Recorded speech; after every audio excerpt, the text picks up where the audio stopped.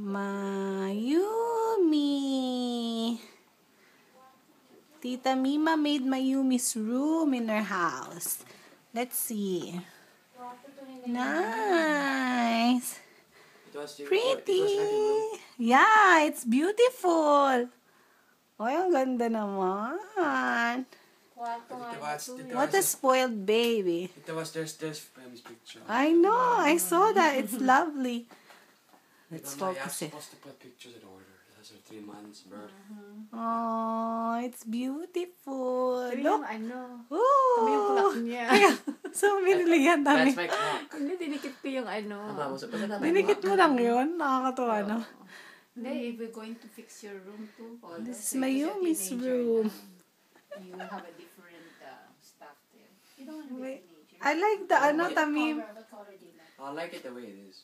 Yung lamp, Tamim. Ang ganda. This color? Just that you want light blue. We're going to paint that during summer. Oh, yeah. Light blue is better, light Polo. Baby blue. It's more of, Blue, sky blue. ang cute. Minove ko nga eh. Minove ko na sa mga kwarto. Sabi ko, nagaganyan ka pa ba? Sabi ko, hindi na. Ito nagpaganda. Ito gusto ko itong mga flower eh.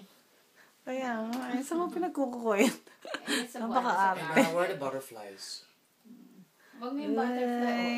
May butterfly pa nga. Hindi ko na dinikit eh. It's a lovely room. Where's the cute baby? Mama, Yes. if possible, can I play with these?